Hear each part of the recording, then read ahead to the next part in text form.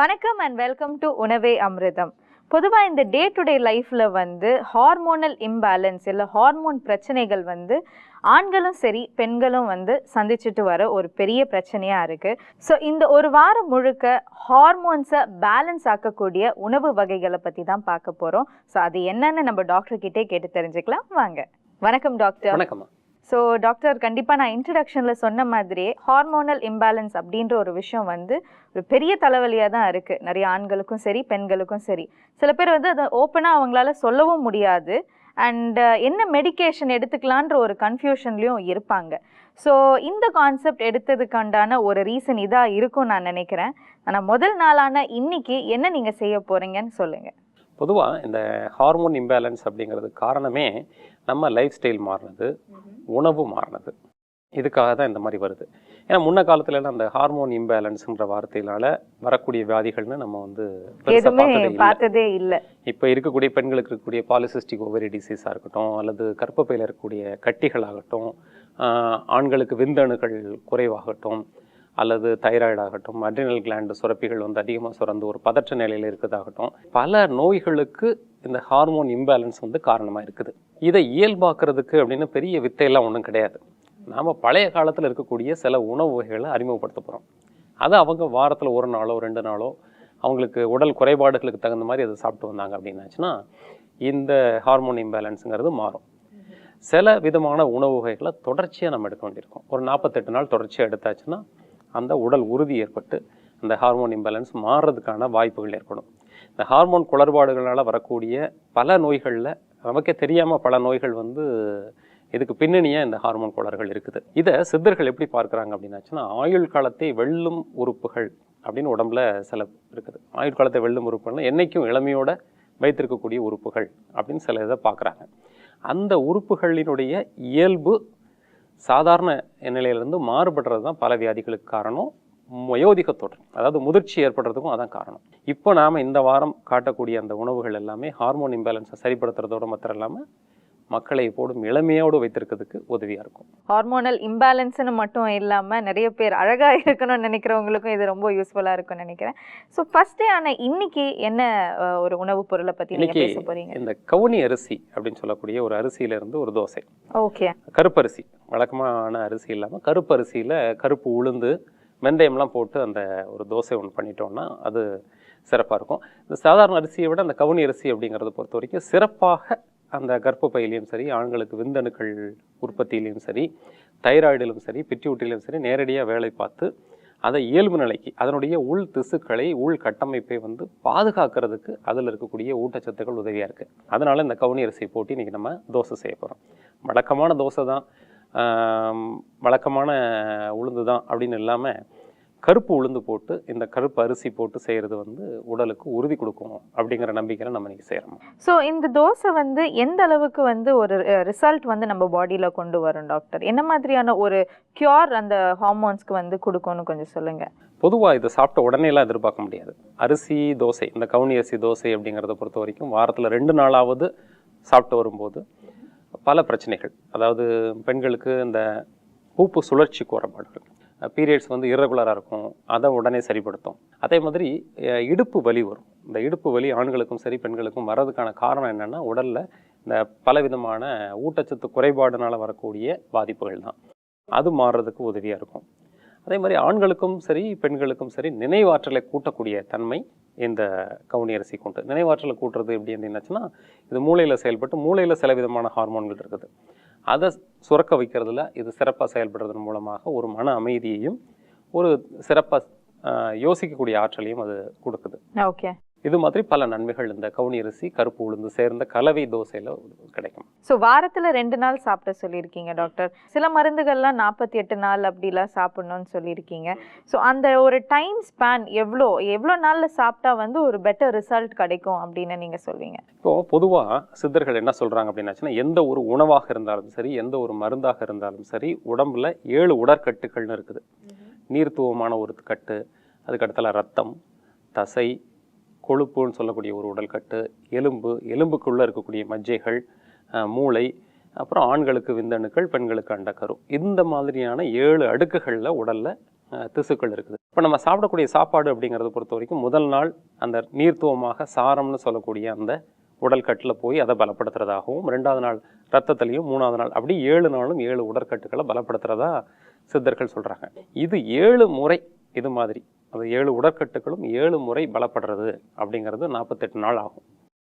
அதனால தான் நம்ம வந்து எந்த உணவாக இருந்தாலும் சரி, மருந்தாக இருந்தாலும் சரி, 1 மண்டலம் எடுக்கணும் அப்படிங்கிறது அதில் சொல்கிறோம். அதனால் அந்த 1 மண்டலம்ங்கிறது ரொம்ப முக்கியம். 48 நாட்கள் உடலில் ஊறி இருந்துச்சுன்னா இந்த பொருட்கள் அந்த உடலை பலப்படுத்துறதோடு மாத்திரம் இல்லாமல் இந்த ஹார்மோன் இம்பேலன்ஸை சரிப்படுத்தும். Okay doctor. ஸோ நீங்கள் சொன்ன இந்த கவனி அரிசி தோசை எப்படி செய்கிறதுன்னு நான் மக்களுக்கு காமிச்சிட்டு வரேன். செஞ்சுட்டு வந்துடுறேன். ஸோ நேர்களே, இந்த தோசை எப்படி செய்கிறதுன்னு பார்க்குறதுக்கு வெயிட் பண்ணுறீங்கன்னு எனக்கு நல்லாவே தெரியுது. வாங்க அது எப்படி செய்கிறதுன்னு பார்க்கலாம். கவனி அரிசி தோசை செய்ய தேவையான பொருட்கள்: கவனி அரிசி, கருப்புளுந்து, வெந்தயம், தேவையான அளவு உப்பு. ஸோ கவனி அரிசி தோசை வந்து அது செய்கிற அந்த மெத்தட் எல்லாமே வந்து நம்ம யூஸ்வலாக செய்கிற அந்த தோசைக்கு உண்டான அதே மெத்தட் தான். பட் நார்மல் அரிசிக்கு பதிலாக நம்ம வந்து கவனி அரிசி யூஸ் பண்ணுறோம். ஸோ கவனி அரிசி, கருப்புளுந்து, வெந்தயம் நம்ம எப்படி தோசை மாவைக்கு ஊற வைப்போமோ அதே அளவு நீங்கள் ஊற வச்சுடுங்க. அரைச்சி எடுத்து நைட்டு புளிக்க வச்சுட்டு காலையில் நீங்கள் தோசை சுடலாம். அரைச்சி புளிக்க வச்ச மாவு வந்து இப்போ என் கையில் இருக்குது. ஸோ நம்ம தோசை எப்படி சுடுறதுன்னு பார்க்கலாம். நம்ம பேன் எடுத்துக்கலாம். பேன் நல்லா ஹீட் ஆகட்டும். நான் ஸ்பெஷலாக இதில் சொல்ல வேண்டிய அவசியம் எல்லாம் கிடையாது. யூஸ்வலாக நம்ம எப்படி இந்த தோசை சுடுறோமோ அதே மெத்தட் தான். But instead of normal rice நம்ம கவனி அரிசி யூஸ் பண்ணுறோம். ஸோ பேன் நல்லா சூடாகட்டும். ஸோ டாக்டர் சொன்ன மாதிரியே இந்த கவனி அரிசிக்கு வந்து நிறைய பெனிஃபிட்ஸ் இருக்குது. அண்ட் ஹார்மோன் ப்ராப்ளம் எல்லாமே சால்வ் பண்ணக்கூடிய ஒரு முக்கியமான இன்க்ரீடியண்ட்டாக இது அமையுது. ஸோ பேன் நல்லா ஹீட் ஆகிடுச்சு. உங்களுக்கு ஏற்ற மாதிரி நம்ம வீட்டில் இருக்கவங்க எல்லாருமே வந்து மெலிசா தோசை கேட்பாங்க, இல்லை திக்காக கேட்பாங்க. ஸோ எப்படி உங்களுக்கு பிடிச்சிருக்கோ அந்த லெவலுக்கே நீங்கள் வந்து தோசை சுட்டுக்கோங்க. கொஞ்சோண்டு நல்லெண்ணெய் விட்டுக்கோங்க.